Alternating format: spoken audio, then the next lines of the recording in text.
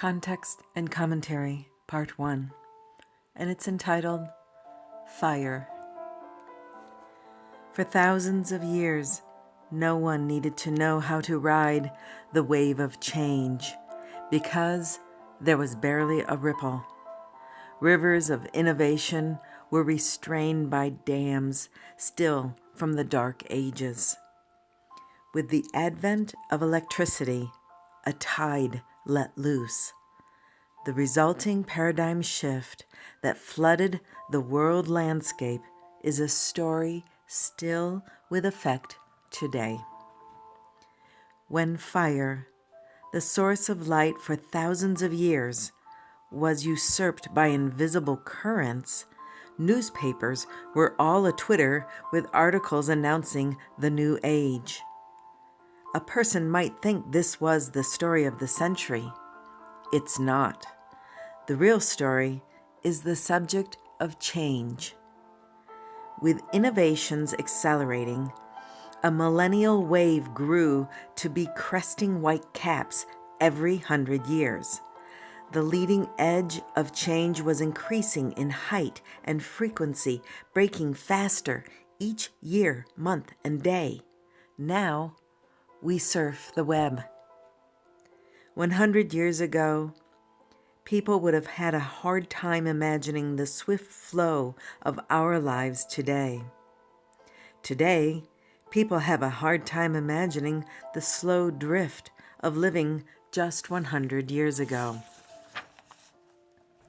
Canterbury Cathedral gave job security to stonemasons for over 750 years. That's 23 generations. And keep in mind that any preceding cathedral for over 2,000 years was also built using stones carved with a chisel and a hammer. If a great-great-great-great-grandfather came back to life, he could get his job back with no retraining.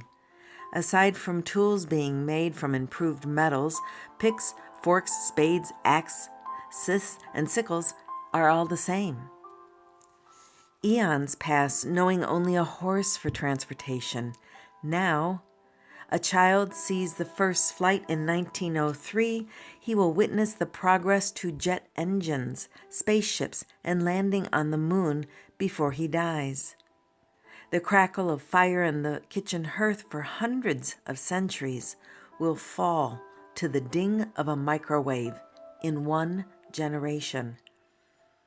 Sending a message by carrier pigeon dates back 3,000 years, and then radios transpire to house phones and cell phones in less than a century.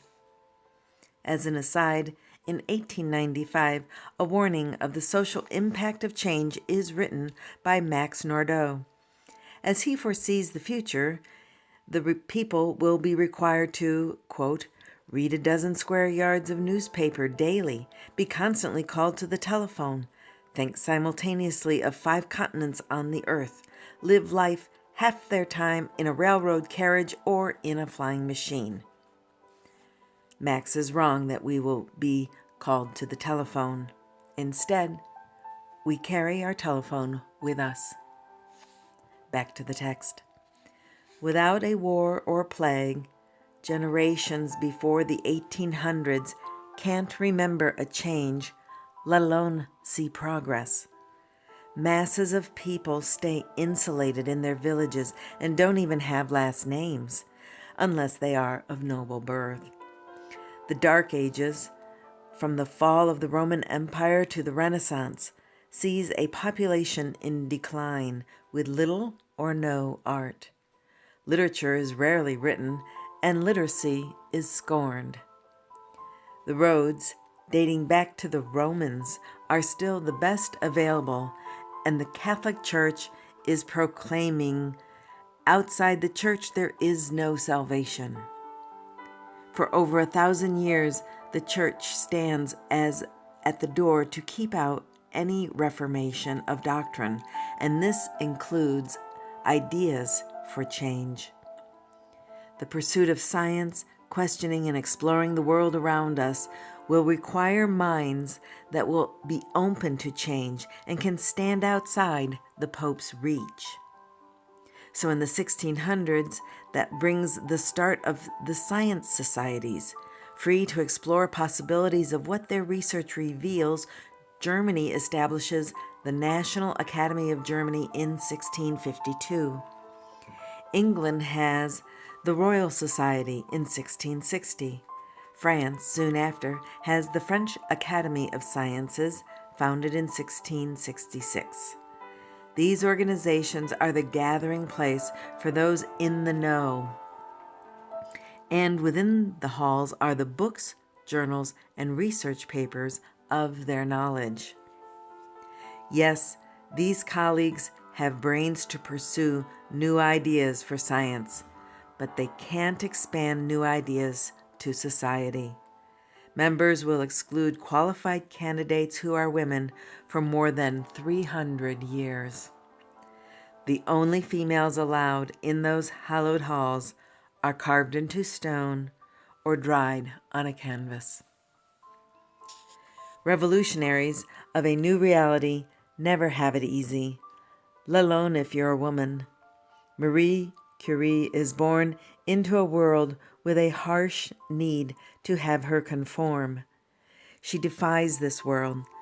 She is the first woman in France to have a doctorate in physics, and she makes this accomplishment while she is pregnant.